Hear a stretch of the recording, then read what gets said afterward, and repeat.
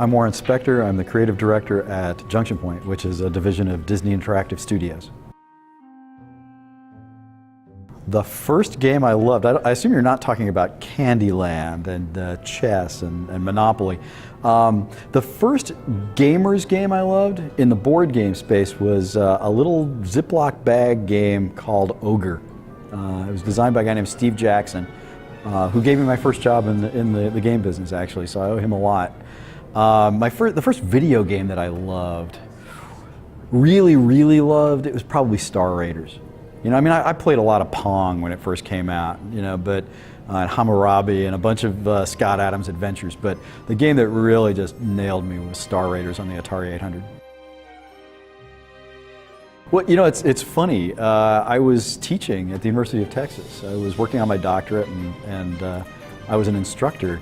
And I got a call from the head of my department, the radio, TV, film department, and he said, Spector, you've had 13 semesters of support and you're only allowed 9 as a PhD candidate. We have to take your class away. And I'm sitting on the floor going, oh my gosh, what do I do? How do I make my rent? Oh my gosh. And I kid you not, this is a true story. I was sitting on the floor staring at the phone going, how am I going to pay my rent? I got a call from a guy I'd gamed with who said Steve Jackson Games was looking for an associate editor. And I said, yes, I want it, yes. And so I took a minimum wage job as an editor at a game company, and the rest is history. Well, my first big break was clearly Steve Jackson. The guy had no reason to hire me. I had no professional experience. I was a game nerd. You know, I'd written my own rules, created my own campaigns, and been a gamer for a long time, but no professional experience, and he took a chance on me. And then after that, I guess, I owe Richard Garriott a debt I can't ever repay. I mean, it's crazy. He brought me to Origin and schooled me. Holy cow, that was my graduate school in game design, working with him on Ultima 6. I'm an overeducated geek. You know, I got my bachelor's degree, I got a master's degree, I was working on my PhD, I'd done my orals, I had a 4.0 average. You know, all I had to do was write my dissertation and I'd be Dr. Spector now. And I dropped out to make games. I was loving making games so much that I just dropped out of a PhD program. My mom stopped crying last year, maybe, I think.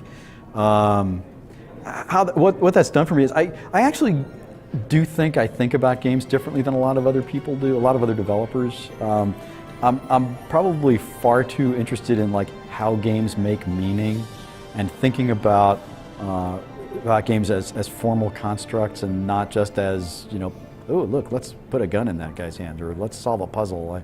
I mean, I really do think about what games can be in a way that I think is directly driven by the fact that I was a media critic for, you know, 12 years of my life.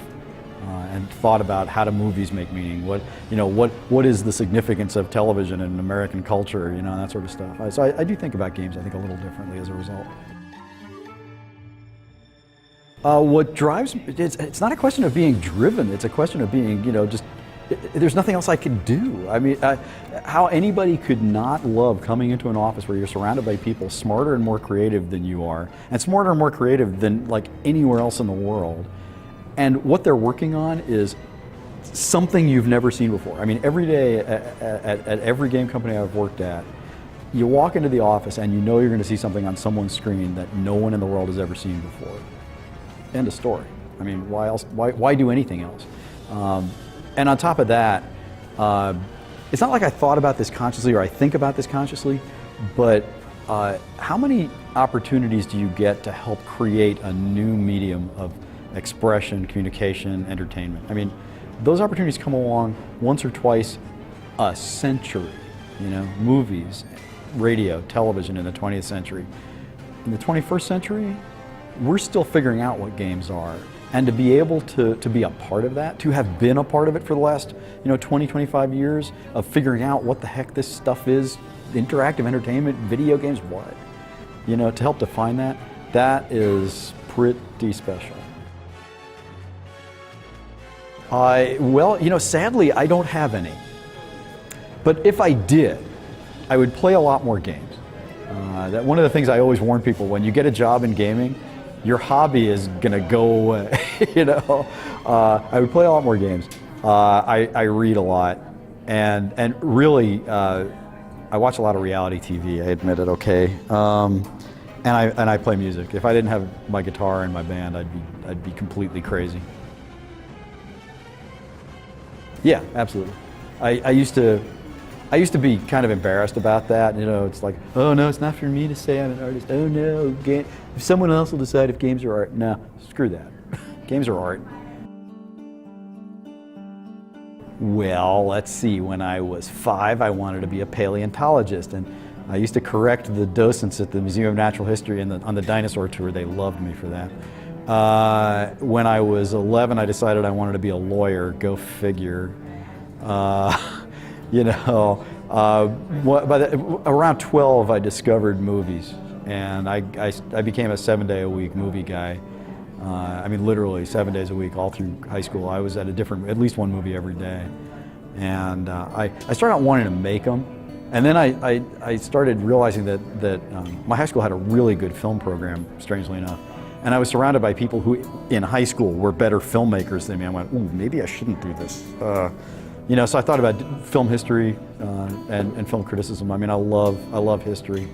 So I thought I'd do that for a while. And then the game bug bit when I was, it wasn't until I was in college and then grad school where it really bit me, and it bit me hard. So once I started playing games, there was no doubt I was not going to be a film critic or teacher. I was gonna make games.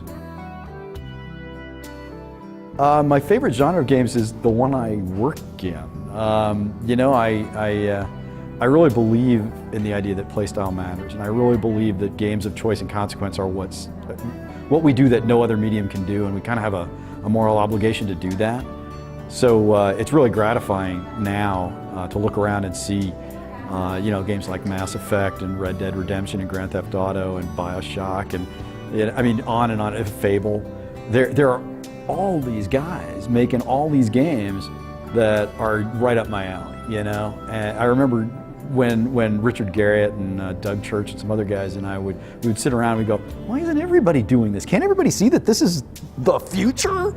But it was just us, And now it's like everybody's doing it. And a lot of people are kind of bitter about that, the pioneer guys in the choice and consequence world. I'm just sitting here going, thank God, it's about time. Welcome to the party, guys. Well, for me, success has a lot of definitions. I probably shouldn't admit this because I'm a little ashamed of this, but the one that's most important to me is influence. I would rather work on a game, boy, publishers hate it when I say this, but I would rather work on a game that changes things than one that sells a gazillion units and makes somebody millions of dollars. Not me, that's for sure. I'm probably prouder of the fact that, without naming names, there are plenty of developers who have told me they started their company because of Ultima, or they started their company because of Underworld, or they changed the way they think about games because of System Shock, or they scrapped their design and rethought everything they do as a result of Deus Ex. And I know it sounds like I'm bragging, and I apologize for that, but having that kind of influence matters to me more than just about anything else. I've always said that the only obligation I have to a publisher is I need to sell one more copy of a game than necessary to get them to fund my next one. And I believe that. I guess I would define a failure as executing really well against a well-understood problem. There are plenty of publishers and plenty of developers, more to the point, who do that really, really well. They take ideas that other people have pioneered or that other people have shown the potential of, and then what they do is they take those ideas and they execute against them better than the people who created them. And I would probably kill myself before I did that. I just have no interest. If I already know how to do something, why would I do it again?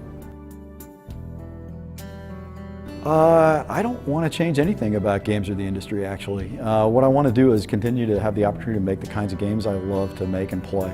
I want to be able to continue working with incredibly talented people. I want to continue to explore new things, stuff that no one's ever done before.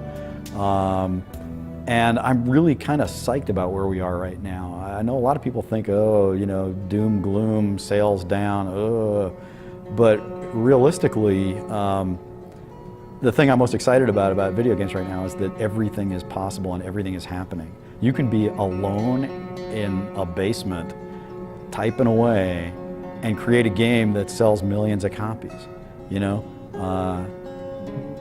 Playdom didn't exist, you know, 3 years ago, and now they're part of this enormous, you know, Disney corporation. Social media gaming didn't. When Farmville came out, what, a year ago, 2 years ago? And now there are 60 million people playing it. John Blow can make a Braid, you know, 4 guys. His personal vision, I mean, springs fully formed from his brow.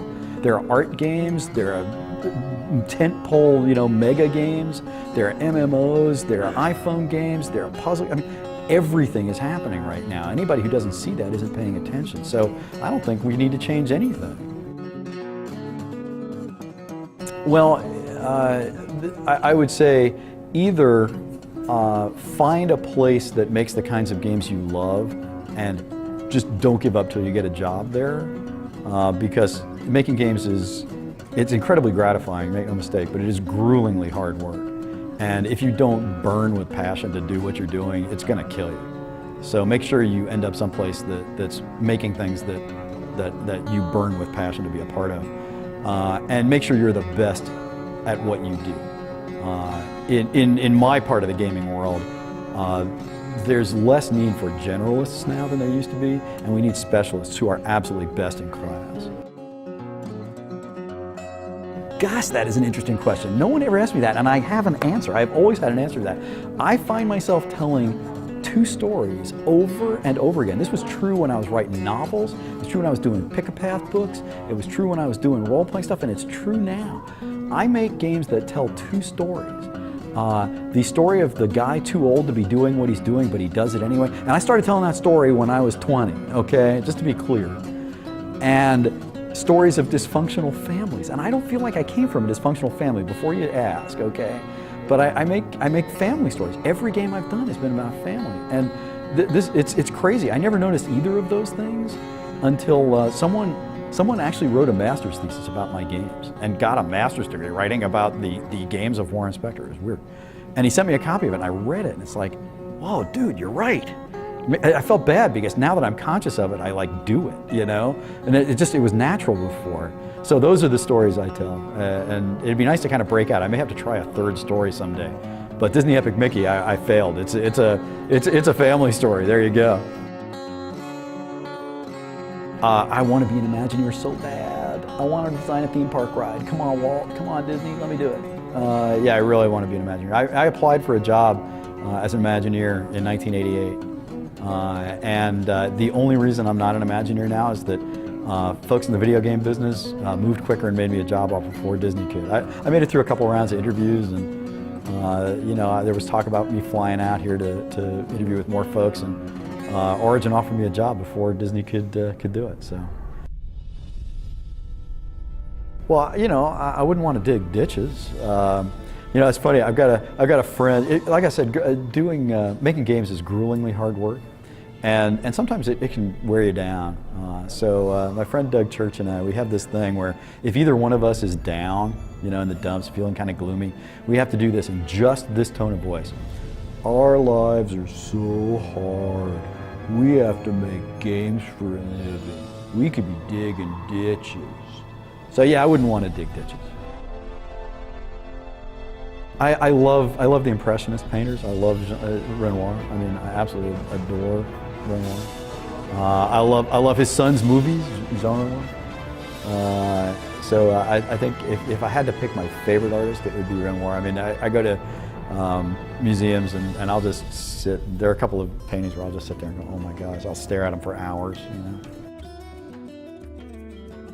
Well, I'm pretty seriously into music. I would probably ditch this whole game thing if I could make a living playing a guitar. I'd hop in a van and play bars, you know, and like play music all the time. That might surprise folks. And I'm a car freak. I love cars. I've been subscribing to, you know, every major American car magazine for longer than most gamers have been alive. So, yeah, they used to call me Speed when I was in college. My nickname was Speed Racer. I curse like a sailor. It's really kind of embarrassing. I don't always curb my tongue, so I have many favorite curse words. It depends on my mood. I don't know if people pay much attention to what goes on behind my door when I close it, but if you hear Neil Young's "Rockin' in the Free World," just I'm in a bad mood. Stay out, because that's not good. And when I'm feeling happy, a little Velvet Underground, Sweet Jane, I'm there. Sadly, and it really is sad, I have had so little free time. I'm way behind. I'm playing a little of the new Scribblenauts game right now, and man, Jeremiah and his guys, they kill me. I talk about little miracles. And I play way too much Drop 7 on my iPhone, holy cow. But mostly what I have is a stack, and I can't wait for the Christmas holidays to start going through that stack. I got Red Dead Redemption right on top, you know. Haven't had a chance to play it yet. I haven't finished Uncharted 2. I haven't finished Mario Galaxy 2. I'm so far behind, it's pathetic.